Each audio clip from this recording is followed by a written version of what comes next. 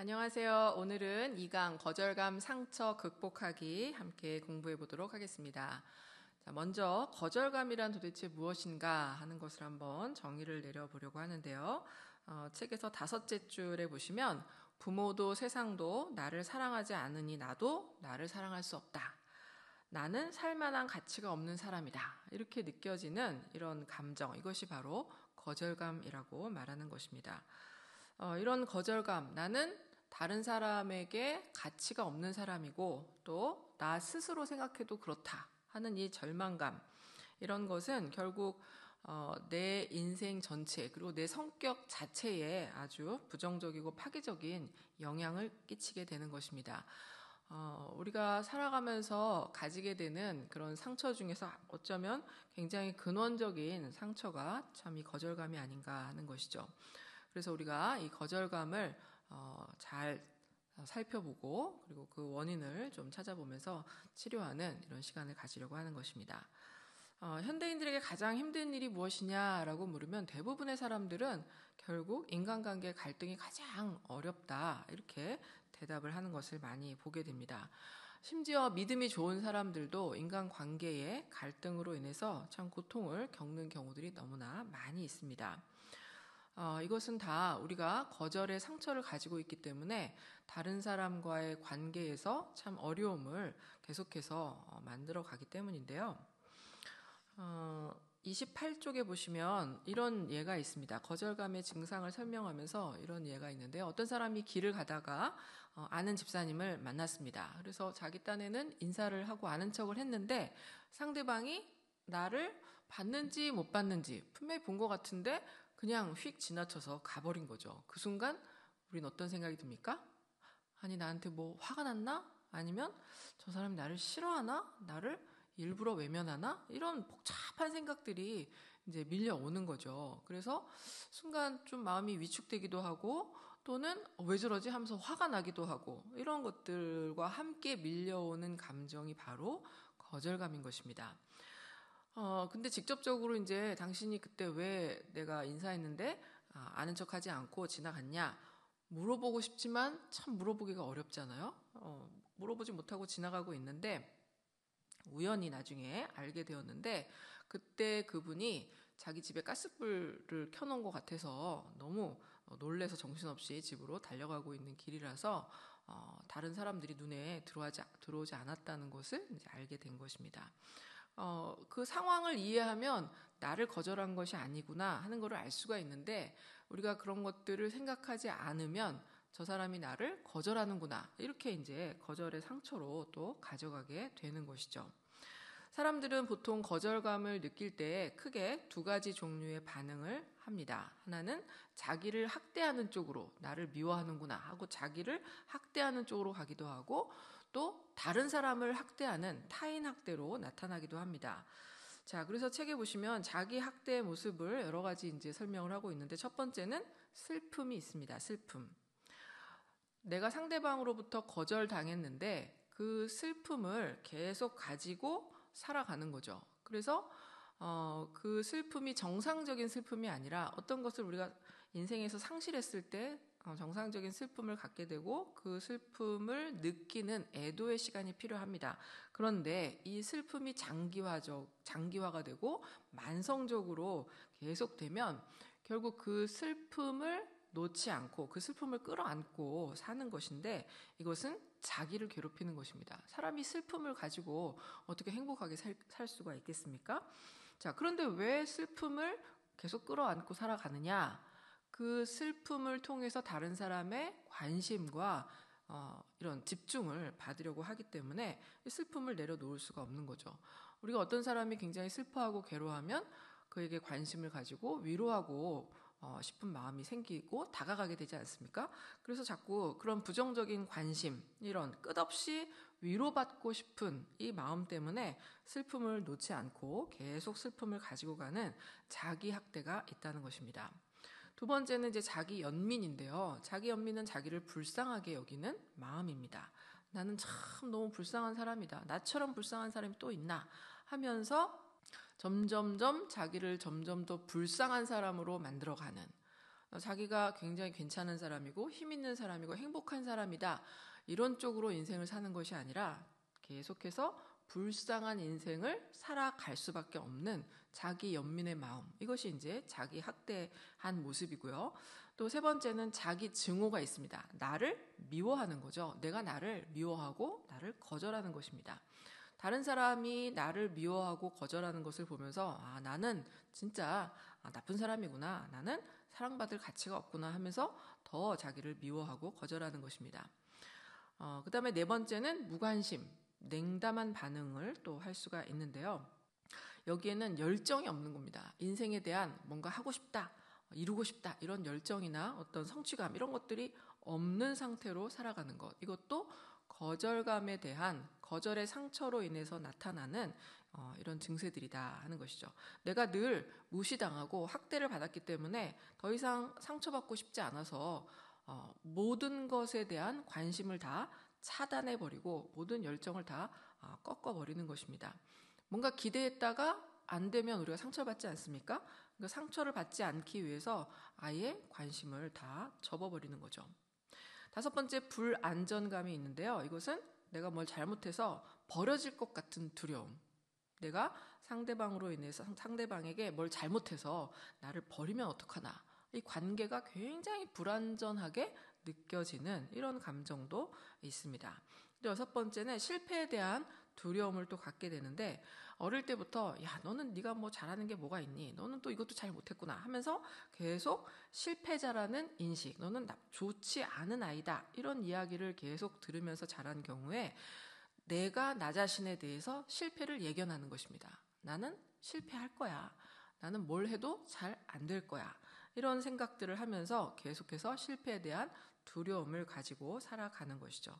결국 실패를 반복하게 되어 있습니다. 일곱 번째는 수치감인데 지난 시간에 잠깐 말씀드렸지만 수치심은 내 존재를 거절하는 그런 마음입니다.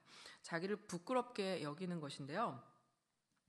자신을 부끄럽게 여긴다, 내 존재를 부끄럽게 여긴다 하는 것은 결국 내 생각도 부끄럽게 여기고 내가 느끼는 내 감정에 대해서도 부끄럽게 여겨서 이거를 다 무시하는 거예요.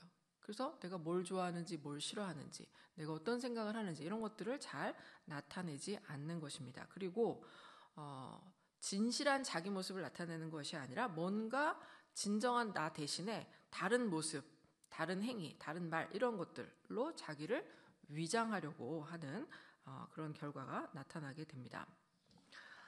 자, 그 다음에 이제 여덟 번째는 낙심과 또 아홉 번째 절망이 있는데요. 어떤 문제가 너무 힘들게 느껴질 때 내 존재 가치가 다 사라지고 나는 결국 아무것도 안 되는구나, 못하겠구나 해서 그 문제, 그 어려움에 완전히 압도되어서 삶을 포기하는 상태. 이게 이제 낙심이고 절망은 이제 완전히 인생을 포기해서 마지막 감정, 자포자기. 이제 끝났다. 이런 게 이제 절망의 감정입니다.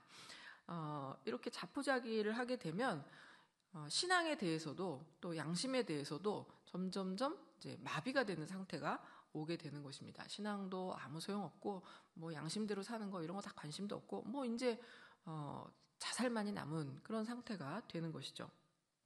두 번째 이제 타인학대의 모습으로 나타났는데요.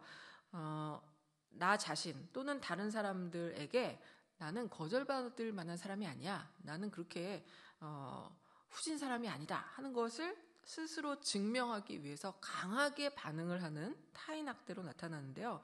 누군가 나를 거절하고 나에게 상처를 줄 때 공격적으로 반응을 하는 것입니다. 자, 그 첫 번째가 이제 자만심이라고 책에서 얘기하고 있는데요. 자만심은 나를 스스로 높이는 그런 이제 우월감이죠.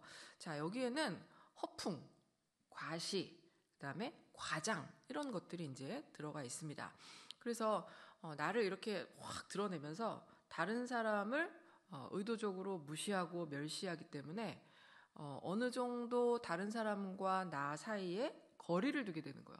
내가 어떻게 너같이 천한 것과 함께 할 수 있겠나 이런 느낌을 주기도 하고 또 실제로 그렇게 거리를 두기도 합니다.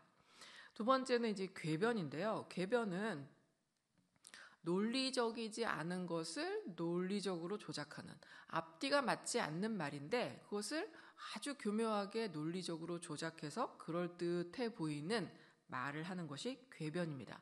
궤변은 아무리 얘기를 들어도 앞뒤가 맞지 않기 때문에 듣는 사람은 굉장히 답답하고 뭔가 소통이 되지 않고 뭔가 나를 속이는 것 같은, 속는 것 같은 그런 기분이 들게 되는 것이죠. 이런 궤변이 자만심이 많은 사람들이 갖는 또 하나의 일반적인 특징입니다. 또 세 번째는 이제 고집이 나타나는데요. 고집은 자기가 생각한 것을 결코 꺾지 않는, 아무리 사실을 이야기해줘도 자기 생각을 바꾸지 않는 것입니다. 자, 이 고집은요, 자기 생각인데 결국은 자기 이기심에 갇혀서 팩트를 정확하게 보지 못하고 그것을 수용하지 못하는 것입니다. 그래서 아주 작은 것에 목숨 걸고 이제 집착을 하게 되는데요. 그래서 고집 부리는 사람 보면 참 우리가 답답하지 않습니까? 그런데 사실 그 고집 안에는 열등감, 내가 부족한 사람이기 때문에 저 사람이 나를 함부로 하지 못하도록 별것도 아닌 거 가지고 내 고집, 내 주장을 끝까지 관철시키려고 하는 것입니다. 어떤 경우에 이런 고집을 많이 갖게 되는가?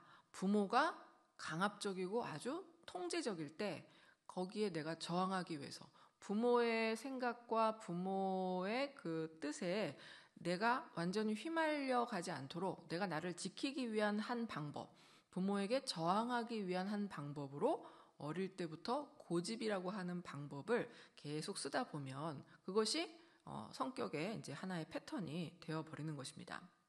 네 번째는 이제 우월감인데요. 우월감은 내가 뭔가 좀 더 다른 사람보다 비교해서 좀 많이 갖고 있는 거, 좀 많이 알고, 좀 많이 배우고, 많이 갖고 있는 이런 것들을 가지고 굉장히 내가 괜찮은 사람이다. 이렇게 이제 인식하는 것인데 사실 우월감 밑에는 열등감이 자리 잡고 있는 것입니다. 그래서 우월감, 좀 내가 괜찮은 사람이라고 느꼈는데 나보다 어떤 부분에서 잘하는 사람을 보면 한순간 그것이 열등감으로 뒤집어지는 것입니다. 또 다섯 번째는 경쟁심인데요. 경쟁심은 무조건 내가 이기려고 하는 이 마음인데 내가 사랑을 얻기 위해서, 인정을 받기 위해서, 내가 스스로 대단한 사람이라는 것을 입증하기 위해서 계속해서 노력하는 이런 태도가 바로 경쟁심입니다. 내 존재를 입증하겠다 하는 마음으로 절대 질 수 없다, 지는 것을 용납할 수 없다, 이런 자세가 바로 경쟁심을 가지고 살아가는 모습이죠.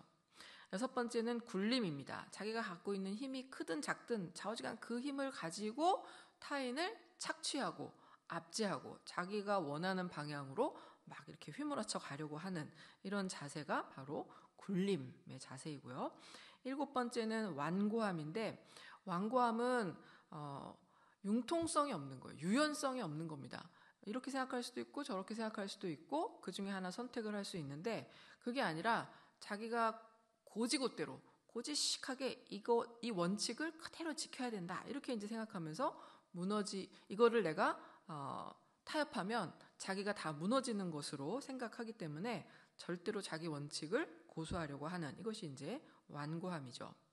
그 다음에 이제 조종이 있는데요. 조종은 참 복잡하고 여러 가지 측면의 모습으로 나타나게 되는데 다른 사람을 내가 원하는 방향으로 움직이도록 하는 것, 이게 이제 조종인데 직접적으로 조종을 할 때도 있고 또 간접적으로 조종을 할 때도 있는데 어쨌든 나를 위해서 상대방을 움직이는 거, 이게 이제 조종이고 기만전술이다 이렇게 이제 얘기하는데요. 각주에 보면 네 가지를 소개하고 있습니다. 첫 번째 능동형 조종이 있습니다. 이것은 나의 유익을 위해서 상대방을 막 휘두르는 거예요. 그래서 이렇게 해, 저렇게 해, 이거 하지 마, 가, 와, 뭐 이렇게 이제 막 하는 거죠. 막 명령하고 타인을 막 지배하려고 하는 이런 태도가 이제 능동적인 조종이고요. 그다음에 수동형의 조종이 있습니다. 이것은 내가 손해를 보면서 너에게 피해를 주는 이런 것이 이제 수동형이죠. 예를 들어서 부부싸움을 했는데 아내가 남편에게 밥을 차려주고 싶지 않은 거죠. 그러면 나도 안 먹고 너도 안 먹고 밥을 아예 안 해버리는 겁니다. 그럼 자기도 못 먹잖아요. 남편에게 밥을 차려주지 않기 위해서 자기도 안 먹는 것을 선택하는 것입니다. 자, 이런 것이 이제 수동형 조종이 되는데 참 어리석죠. 그러나 내가 원하는 방향으로 상대방을 움직이도록 하기 위해서 나의 손해를 감수하는 것입니다. 그 다음에 이제 경쟁형 조종이 있는데 수단 방법 가리지 않고 이기기 위해서 애를 쓰는 이런 스타일이고요. 그 다음에 무관심형의 조종도 있습니다. 관심 없는 척 하면서 상대방이 나에게 관심을 갖게끔, 나는 뭐 별로 그런 거에 관심 없어. 그러면 이제 상대방이 나에게 오히려 더 관심을 가지고 왜 그래 이런 거 좀 해보자 하면서 더 다른 사람이 나를 돌보도록 그렇게 유도하고 이끌어가는 것이 또 무관심형 조종이다. 어쨌든 조종은 정확한 의사소통이 아니라 돌려서 혹은 아주 교묘하게 상대방을 속여서 나를 위해 상대방을 희생시키는 이런 것이 이제 조종입니다. 9번째는 배우려고 하지 않는 태도가 있는데요. 이것은 나는 이제 다 알고 있어. 나는 다 들었어. 이런. 난 더 이상 이제 배울 필요가 없어. 이런 태도인데요. 결국 나는 배우지 않겠다 하는 말은요. 나는 더 이상 변화되지 않겠다. 나는 변화를 위한 노력을 하지 않겠다. 우리의 관계를 위해서 나를 고치려고 하지 마라. 네가 고쳐서 나를 행복하게 해라. 이런 태도가 이제 배우려고 하지 않는 태도입니다. 10번째는 망상인데요. 망상은 헛것을 보는 거죠. 그렇지 않은데 그렇다고 상상하고 실제로 그런 것처럼 본 것 같은 이런 착각을 하게 되는데, 쉽게 얘기하면 의처증, 의부증 이런 것들이죠. 편집증으로 다른 사람에 대한 불신이 점점 발전됩니다. 11번째는 적개심과 원망이 있는데 어떤 문제가 있을 때 모든 책임은 너 때문이다. 모든 책임은 이 사회가 문제다. 이렇게 자기는 피해자이고 자기 외에 모든 사람과 모든 상황들, 심지어 하나님까지도 다 책임이 있다. 이렇게 모든 책임을 다 넘기는 것이 적개심과 원망입니다. 그 다음 12번째 비판인데, 비판은 타인의 허물을 아주 작은 것이라도 다 찾아내서 정죄하는 태도가 비판이죠. 13번째 마지막으로는 지배욕과 소유욕이 있습니다. 지배욕은 통제권을 내가 가지려고 하는 겁니다. 상대방에 대한 통제권을 가지고 마치 상대방이 나의 노예인 것처럼 그렇게 부려먹으려고, 지배하고 이용하려고 하는 것이고, 소유욕은 네가 나의 소유다. 너는 나를 위해 살아라. 지배욕보다 더 무섭죠. 나를 위해서 살아라. 하지만 이 욕구는 절대로 만족될 수 없는 욕망이기 때문에 끊임없이 갈등을 만들어 가게 됩니다. 예를 들어서 이제 자녀를 키우는데 자녀가 이제 장성을 해 성인이 되거나 혹은 결혼을 했음에도 불구하고 독립을 허락하지 않는 심리적인, 경제적인, 정서적 여러 가지 면에서 자녀가 독립된 인격체로 스스로 선택하고 스스로 자기 인생을 살아가도록 허락해 줘야 하는데, 이것을 하지 않는 것, 이게 이제 지배욕과 소유욕을 가지고 자식을 대하는 것이죠. 이것이 타인 학대의 모습인 것입니다.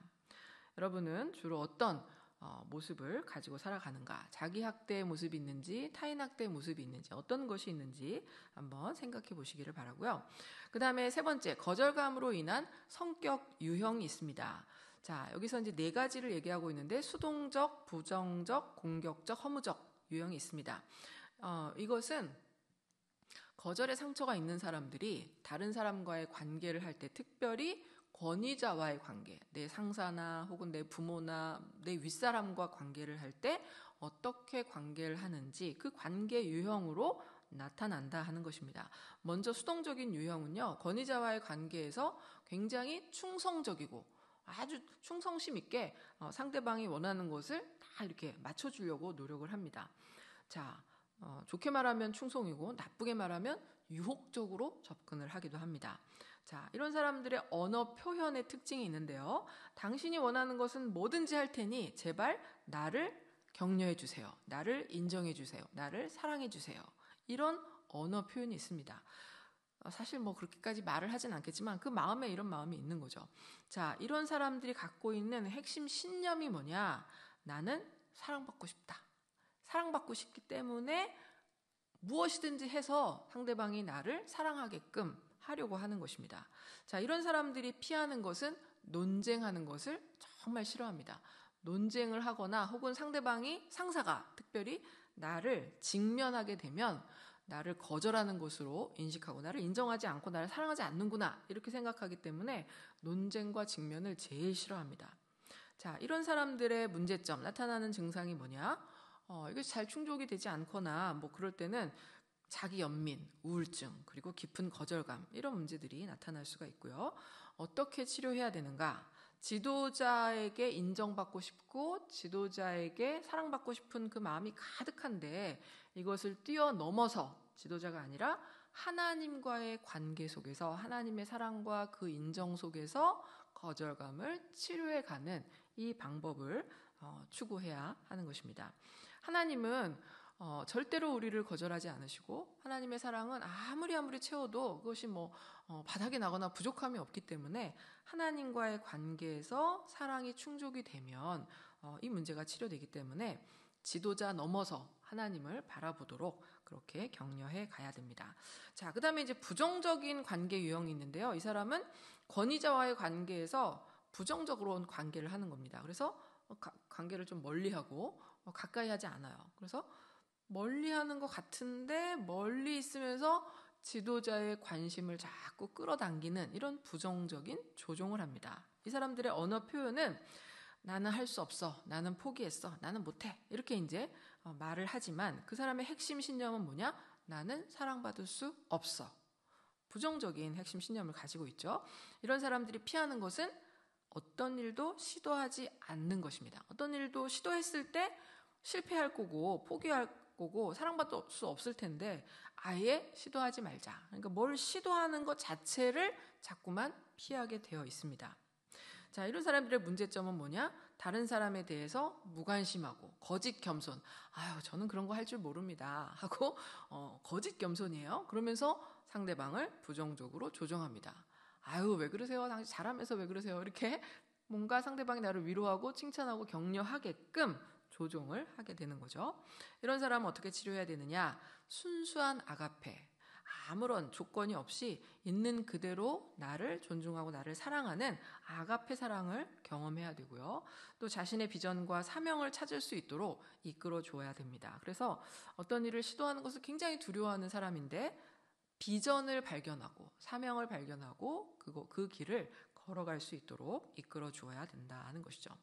자, 그다음에 이제 공격적인 유형이 있는데 이런 사람들은 권위자와의 관계에서 굉장히 반항을 합니다. 그리고 권위자와 경쟁을 해요. 부모와 경쟁하고 또 상사와 경쟁하고 그러면서 뭐 하자고 하면 싫다고 막 반항하고 굉장히 상사와 관계가 좋을 수 없는 굉장히 갈등 관계를 만드는 스타일이 이 공격적인 유형인데요.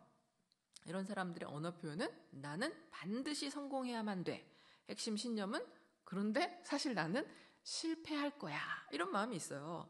자, 이런 사람들이 피하는 거는 친밀한 관계를 피합니다. 친밀한 관계를 맺으면 반드시 그 안에서 갈등이 생기고 문제가 생기고 나는 실패할 것이 뻔하기 때문에 아예 친밀한 관계를 만들지 않으려고 하는 거죠. 그래서 누가 다가오면 괜히 공격하고 갈등을 만들고 시비를 붙여서 이제 싸움을 일으키는 겁니다. 자, 이런 사람들의 문제점이 뭐냐? 고집이 세죠. 자기 생각을 계속 끝까지 주장을 합니다. 그리고 결국 그 태도가 뭐냐? 나 살기 위해서 상대방을 공격해서 상대방을 죽이려고 하는 이런 태도가 있고요. 상대방을 죽여서 내가 살아남아야 된다. 그러니까 이기는 사람이 있고 지는 사람이 있는 승패적 관계에 집착되어 있다는 겁니다. 우리가 정말 행복하려면 승패가 아니라 승승. 너도 이기고 나도 이기고 너도 행복하고 나도 행복한 타협점을 찾아가자. 이게 이제 행복한 관계를 만들게 되는데 공격적인 사람은 항상 승패의 생각을 가지고 살아가는 것입니다. 어떻게 치료하는가? 하나님의 은혜, 자비 이것을 알아야 되고 그 안에서 안식을 경험해야 되고 성공보다 자신의 인격과 내 존재가 훨씬 더 소중하다. 성공하기 위해서 집착하지만 성공 못할까 봐 두려워하고 이런 것이 아니라 내 존재, 내 인격이 훨씬 더 중요하고 하나님은 나를 은혜와 자비와 용서로 대하신다. 이것을 경험할 때 이런 모습들이 치료될 수 있다는 거고요. 마지막 허무적인 유형이 있습니다. 이거는 굉장히 복잡하고 굉장히 무시무시한 태도인데요. 이것저것 다 필요 없다. 다 쓸데없는 짓이다. 이런 겁니다. 그래서 권위자와의 관계에서 어떨 때는 공격하지만 결국은 너 죽고 나 죽자. 공격적인 유형은 너 죽고 나는 살자 이건데 허무적 유형은 인생에 아무것도 가치가 없고 허무하기 때문에 나도 살고 싶지가 않은 거예요. 나도 죽고 나만 죽기 억울하니까 너도 죽자. 이런 태도가 허무적 태도입니다. 언어 표현. 나는 사랑스럽지 않아. 근데 너도 그래. 그러니까 나도 I'm not okay. 너도 not okay. 그러니까 굉장히 파기적인 관계를 하게 되는 거죠. 핵심 신념은 나나 너나 별 수 없다. 피하는 것은 가능성이 있는 일을 피합니다. 가능성이 있는 일을 해서 성공하고 성취를 누려야 되는데 허무적인 사람은요. 가능성 자체, 뭔가 이렇게 될 일은 하지 않고 안 될 일만 하는 거죠. 그러니 얼마나 그 인생이 파괴적이고 늘 실패의 연속이 될 수밖에 없는 것입니다. 문제점이 뭐냐? 반대를 하는데 반대를 위한 반대를 하는 거예요. 그래서 어떤 대안을 제시해서 더 잘하기 위해서 부족함을 이야기하고 반대하는 것이 아니라 끊임없이 공격하고 너를 괴롭히기 위해서 반대를 위한 반대를 계속하니까 좋은 결과물이 절대로 나올 수가 없는 것입니다. 그래서 파괴적이고 부정적이고 결국은 스스로 핍박을 받을 수밖에 없는, 상대방이 나를 좋아할 수가 없잖아요. 내가 그런 식으로 대하면. 결국 뭔가 권위자가 나를 핍박하게끔 내가 그렇게 조종을 한다는 것입니다. 그럼 치료는 어떻게 해야 되냐? 긍정적이며 일관된 사랑. 아무리 그렇게 할지라도 그 사람의 그 마음 깊은 곳에 있는 상처를 보고 긍정적인 태도로, 일관적인 태도로 사랑해주면서 네 존재 자체가 소중하다는 것. 나 내 존재는 별 볼 일 없어. 이렇게 생각하지만 그렇지 않아 하는 것을 계속 그 메시지를 주어야 되고 자기의 가치를 알 수 있도록 도와줘야 된다 하는 것입니다. 자, 넘겨서 거절감의 원인이 있는데요. 거절감을 갖는 원인이 뭐냐? 제일 큰 것은 하나님을 떠났기 때문에 거절감을 갖게 된 것입니다.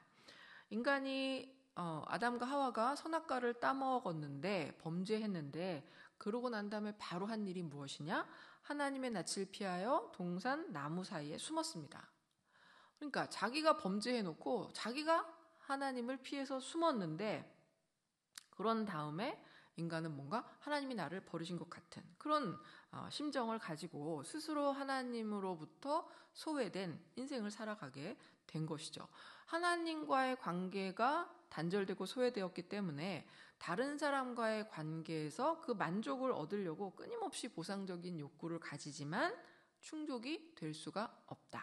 나도 타락한 존재, 너도 타락한 존재이기 때문에 충족시켜줄 수 있는 능력이 인간에는 없는데 그런 욕구를 가지고 인간관계를 하니 절대로 채워줄 수가 없고 그러면 안 채워지니까 또 화를 내고 분노하고 증오심을 가지고 살아가게 되는 것이죠. 그래서 결국 모든 문제의 핵심은 근본적인 원인은 하나님을 떠난 죄가 원인이다. 자, 그 다음에 두 번째는 우리가 부모로부터 받은 상처로 인해서 우리가 거절감을 갖게 되는데요. 자, 첫 번째는 부모와 긍정적인 애착에 실패했을 때 부모가 나에 대해서 사랑해주고 보살펴주고 돌봐주고 일관성 있게 나에게 그렇게 대해줘야 되는데 그러지 않을 때 부모가 막 거친 말이나 거친 행동을 하거나 어떤 버려지는 그런 느낌들을 줄 때 긍정적인 애착에 실패하면서 거절감의 상처를 갖게 되는 것입니다. 이런 경우에 인간관계, 나를 가장 돌봐주고 사랑해줘야 될 부모도 나를 버렸는데 다른 사람도 마찬가지로 나를 버릴 것이다. 그래서 모든 인간관계에 대해서 기본적인 정서가 불신이라고 하는 감정이 만들어지게 되는 것입니다. 더 나아가서 하나님과의 관계에서도 신뢰할 수 있는 마음이 잘 생기지가 않는 거예요. 불신이 그 마음에 가장 기본적인 베이스가 돼서 인간관계에서도 사람 믿지 못하고 하나님에 대해서도 믿고 싶어도 믿을 수 없는 이런 참 안타까운 마음을 가지고 살게 되는 것입니다. 두 번째는 어린 시절에 불행했던 가정 환경으로 인한 거절감이 있습니다. 너무 무섭기만 한 아버지, 항상 화만 내고 또 막 잔소리하고 욕하고 그리고 술 드시고 와서 항상 식구들을 두들겨 패는 그런 아버지 또는 하루 종일 화만 내고 욕하는 이런 어머니, 항상 바쁘고 자녀에게 무관심한 부모, 또 항상 부부싸움을 해서 자녀들을 잘 돌보지 못한 부모, 어떨 때는 평소에는 굉장히 잘해주다가 한번 감정적인 폭발을 하면 너무 무섭게 변하는 부모, 또 내가 어렸을 때 부모가 어떤 질병으로 인해서 자식을 잘 돌보지 못한 경우에도, 또는 가난해서 자녀의 필요를 잘 채워주지 못한 경우에도 거절감을 가지게 되어 있습니다. 그 다음에 세 번째는 과잉보호로 인한 거절감인데요. 과잉보호는 자식에게 지나치게 과잉으로 잘해주고 과잉으로 보호하는 것이니까 그게 왜 거절감이 되냐라고 생각할 수 있지만, 과잉보호는 부모가 자식 대신에 자기가 다 결정해주고 자식이 실수하거나 실패하지 않도록 모든 것을 부모가 다 커버해 주는 거거든요. 자식이 스스로 자기 인생을 선택할 수 있는 기회를 빼앗는 것이고, 능력을 키울 수 있는 기회를 다 박탈해버리기 때문에 아이는 결국 낮은 자아감을 가지게 되는 겁니다. 부모가 자식을 믿지 못했다, 너를 못 믿겠다, 그러니까 내가 다 해주겠다, 이런 메시지를 주는 거기 때문에 아이가 자기 자신을 믿을 수가 없고 계속해서 부모나 다른 사람에게 의존해야만 되는 이런 그 마음을 가지고 살아가기 때문에 이건 역시 거절감의 상처로 남게 되는 것입니다. 네 번째는 이제 조건적인 사랑인데요. 잘하면 사랑을 주고 잘못하면 사랑을 빼앗고 이런 것인데, 양육을 할 때 항상 구분해야 되는 것은 존재와 행위를 구분해야 됩니다. 존재는 무조건적으로 수용하고 인격적으로 존중하되, 행동에 대해서는 잘못된 행위를 교정하고 좋은 행동은 계속 더 발전시키기 위해서 상과 벌로 다가서게 됩니다. 자, 그런데 공부를 잘하면 너를 사랑해 주겠다. 이거는 맞지 않는, 전혀 효과가 없는 그런 접근인데, 이게 이런 메시지를 주는 겁니다. 네가 공부 잘하면 엄마가 굉장히 기뻐하고, 성적표가 0 이상하게 나오면 엄마가 굉장히 쌀쌀맞고 냉정한 분위기를 이렇게 막 풍긴다. 그러면 내 행위에 따라서 내 부모가 나를 사랑하는구나, 사랑하지 않는구나, 이것을 느끼는 조건적인 사랑이 오기 때문에 굉장히 거절감을 많이 느끼게 되고 눈치를 많이 보게 되겠죠.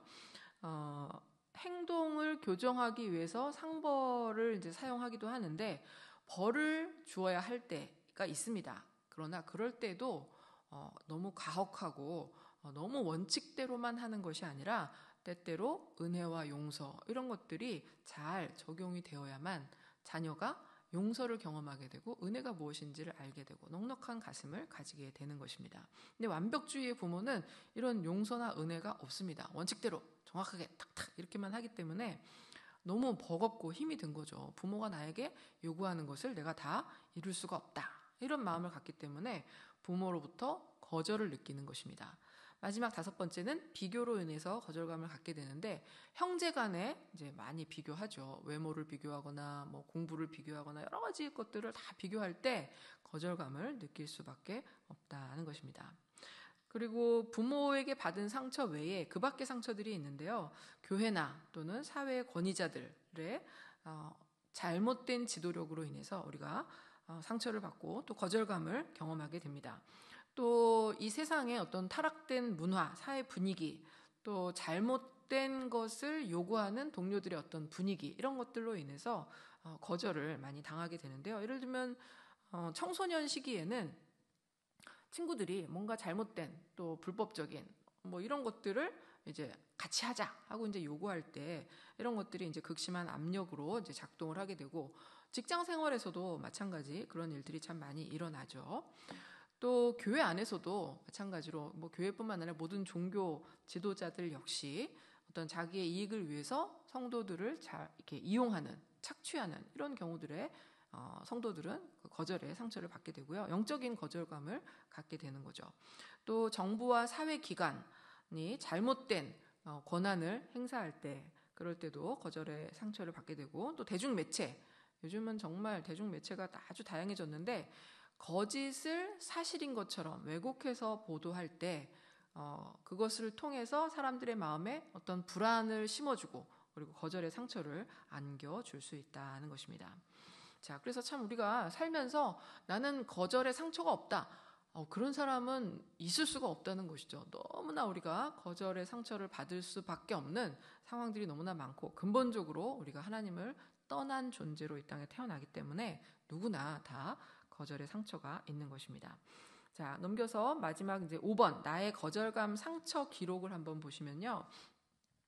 가까운 사람들과의 관계에서 내가 어떤 그 거절의 상처가 있는지, 그것으로 인해서 내가 잘못 왜곡된 생각, 비합리적인 생각을 갖게 된 것이 무엇인지를 한번 이제 찾아보려고 하는 것입니다. 그 표에는 이 책의 저자이신 심수명 교수님의 사례가 있는데요. 자, 대상을 보시면 제일 중요한 게 먼저 부모죠. 부모, 그다음 배우자, 형제, 중요한 타인 1, 2 이렇게 되어 있습니다.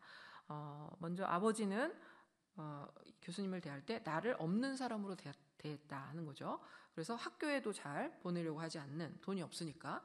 자, 그때 어떤 느낌을 받았느냐? 아버지로부터 무시와 거절, 그리고 내가 가치 없는 존재구나 하는 느낌을 받았다 하는 겁니다.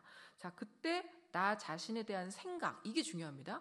느낌이 있을 때 내가 나에 대해서 어떻게 생각하게 되었는가. 자, 보시면 내가 그렇지 뭐, 나는 투자할 가치가 없구나 하고 나에 대해서 비합리적인 사고를 갖게 된 것입니다.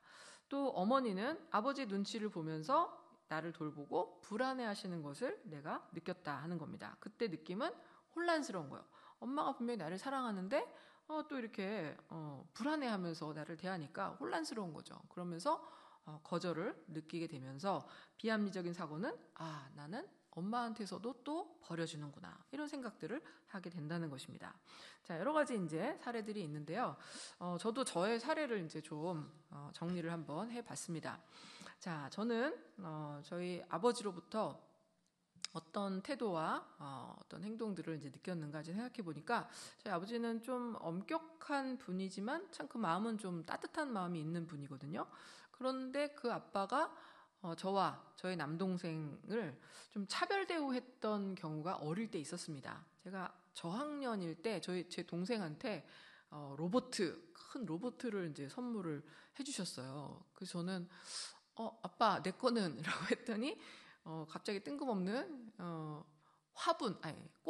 꽃병을 저에게 이건 네 거야 하면서 주시는데, 누가 봐도 어린아이의 선물이 아닌 이런 것을 이제 내 거라고 이제 갑자기 요구하니까 이제 주신 거겠죠. 그때 나의 느낌, 차별, 그리고 동생이 나보다 더 중요하구나, 이런 느낌을 제가 받으면서 생각은 나는 사랑받을 만하지 않구나, 나는 예쁘지 않구나, 이렇게 이제 생각을 하게 된 것입니다.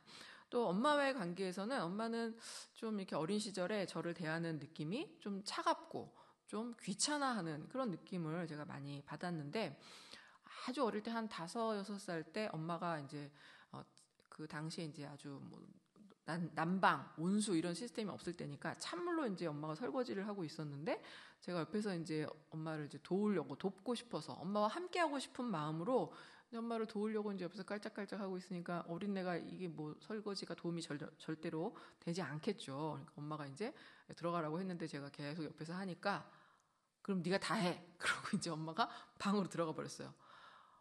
내가 자초한 거니까 내가 마무리를 해야 되지 않습니까? 그래서 어떻게 이제 다 했어요. 너무 이제 속상한 마음을 가지고 이제 다 하고 방에 들어갔더니 엄마가 이제 막 힘들었지 하면서 이제 손을 녹여주시는데, 이미 제 마음은 이제 거절의 상처가 깊이 왔죠. 뭔가 함께하고 싶었는데 거절당한 이 외로움, 그리고 내가 돕는 것은 아무런 그 가치가 없구나, 무가치하구나, 그리고 좀 무한한 느낌도 들고, 이런 마음이 참 있었는데요. 이로 인해서 내가 나에 대한 인식이 어떻게 되었느냐, 다른 사람이 나의 도움을 원하지 않을 것이다, 이런 생각을 제가 하게 된 겁니다. 자, 원하지도 않는데 내가 다가가서 뭐 이렇게 할 필요가 없잖아요. 오히려 더 상처를 받으니까 점점 남에게 관심이 없어지는 겁니다. 그러면서 나 스스로 나를 어떻게 생각하느냐, 나는 이타심이 없고 이기적이고 정이 없는 차가운 사람이구나 하고 내 스스로를 인식하게 된 거죠. 자, 이런 것들이 이제 결국은 거절감으로 인해서 내가 나를 어떻게 인식하는가, 내가 어떻게 형성이 되었는지를 이제 보여주게 되는데, 제가 이제 쭉 정리를 해보니까 이런 모습들이 있는 겁니다. 첫 번째는 사람들은 나의 도움을 원하지 않는다. 그러니까 가만히 있자.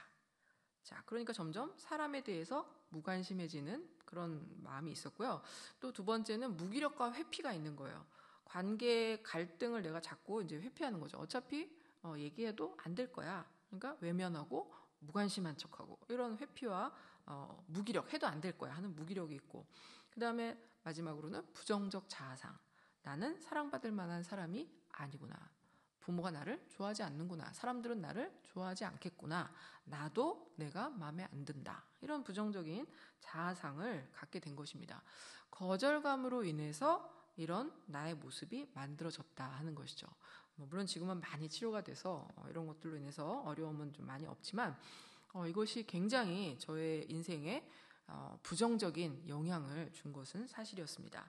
그래서 이것은 반드시 우리가 치료해야 되고 회복을 해야만 내가 나 자신에 대해서 행복한 마음을 가지고 나를 바라보게 되고 내가 I'm okay가 되어야 다른 사람을 볼 때도 너도 괜찮은 사람이야 하고 다른 사람을 긍정적으로 볼 수가 있게 되고 관계 속에서 어떤 갈등이 있어도 괜찮아 해결할 수 있어 하는 긍정적인 생각을 가지게 되는 것입니다. 더 나아가서 하나님과의 관계에서도 하나님 나를 절대적으로 사랑하시고 나를 용서하시고 나를 수용하신다. 은혜의 하나님. 내가 잘못해도 하나님 나를 용서해 주시고 또 기다려 주시는 좋은 하나님입니다. 이것을 우리가 믿을 수가 있게 되는 것입니다. 우리 안에 있는 이런 거절의 상처 이런 것들이 무엇인지를 확인하고 치료해 가시기를 반드시 부탁을 드립니다. 감사합니다.